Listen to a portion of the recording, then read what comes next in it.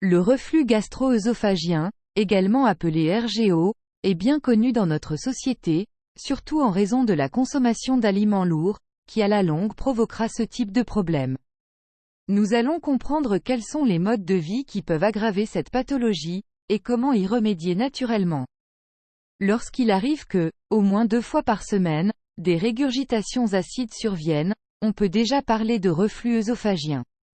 Le premier conseil est d'en parler à votre médecin, car ces acides remontent de l'estomac vers l'œsophage, et peuvent l'endommager, puisque l'œsophage, qui est une sorte de tube qui transporte les aliments jusqu'au sac gastrique, n'est pas organisé pour résister à l'attaque de l'acide chlorhydrique, qui monte de l'estomac. Au contraire, structuré par la nature qui est parfaite, l'estomac peut supporter une acidité très élevée, n'ayant aucun problème à digérer les acides, on parle d'un pH autour de 2. L'acide chlorhydrique est utilisé pour digérer tous les types d'aliments que nous ingérons, sinon il ne serait pas possible de le faire. Entre l'œsophage et l'estomac, il y a une valve appelée cardia. Cette valve est une ouverture musculaire, qui a pour fonction de s'ouvrir, au passage des aliments, puis de se refermer pour empêcher la remontée des acides au niveau de l'œsophage. Malheureusement, dans certains cas, cela ne se produit pas, par exemple lorsque le cardia perd cette capacité à se contracter et à se fermer, alors ce reflux d'acide peut se produire dans l'œsophage. Il peut remonter dans la gorge ou derrière les sinus paranasaux, c'est pourquoi on peut avoir des symptômes, en plus de l'acidité provoquée par ces sucs gastriques, comme des maux de gorge, ou la présence d'une toux grincheuse et même d'une sinusite, alors les symptômes peuvent être variés, il peut aussi y avoir un hoquet persistant, ou des douleurs ou gonflements abdominaux. À ce stade, nous devons déterminer ce qui peut être fait pour éviter tout cela. Actuellement, au niveau pharmacologique, le reflux est traité avec des inhibiteurs de la pompe à protons, les IPP. Ces médicaments inhibent la production d'acide chlorhydrique, au niveau gastrique, mais ne guérissent pas le véritable problème de racine, ils ne font que diminuer les acides de l'œsophage. Ces inhibiteurs sont consommés, plusieurs fois, pendant trop longtemps et cela entraîne une diminution de l'absorption de certains micronutriments tels que les vitamines, les minéraux, en particulier la vitamine B12, le fer, le zinc, et cela peut entraîner des maladies telles que la dépression. Demandez toujours à votre médecin et surtout ne le faites pas vous-même, c'est une excellente recommandation, demandez aussi combien de temps les prendre, et comment se désengager d'eux. À la base de ce problème se trouve le mode de vie et la nutrition, par conséquent, faites attention aux changements dans les deux doit être fait, inhibiteurs ou non. Donc en résumé, si vous prenez ces médicaments n'en abusez pas, trop d'abus vous nuira. Que peut-on faire pour que cette valve appelée cardia fonctionne mieux, afin qu'elle ne soit pas irritée? Il y a 3 éléments à éliminer. 1. Nicotine donc arrêtez de fumer. 2. Caféine, utilisez du décaféiné, il y a de bonnes marques sur le marché. 3.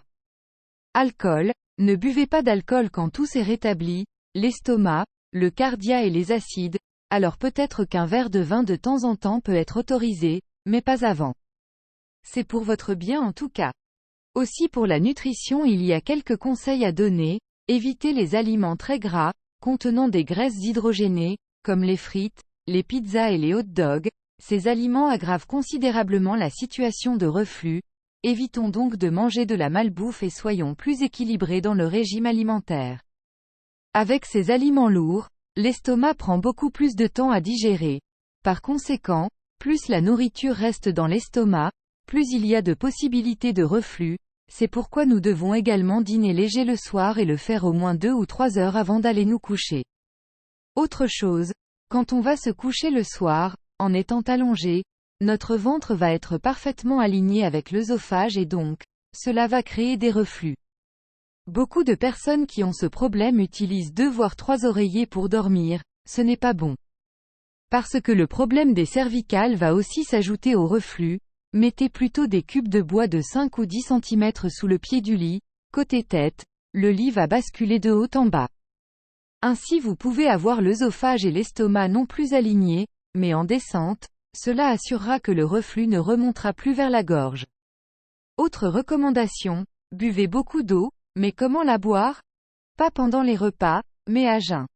Le fait de boire de l'eau pendant les repas ralentit la digestion, c'est-à-dire l'estomac, avec de la nourriture plus elle a du mal à digérer, et plus c'est dur, plus les temps s'allongent, et on a d'abord vu ce qui se passe quand la digestion ralentie se prolonge aussi long, buvons-le au moins 1 heure après avoir mangé.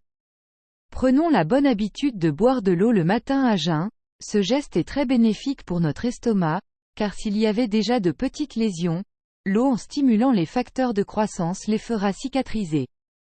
Après cela, rappelez-vous que la nature nous a donné de l'aloès, qui est un cicatrisant naturel et anti-inflammatoire, parfait à boire dans ces situations, mais aussi en prévention, étant donné que l'aloès agit de la tête aux pieds.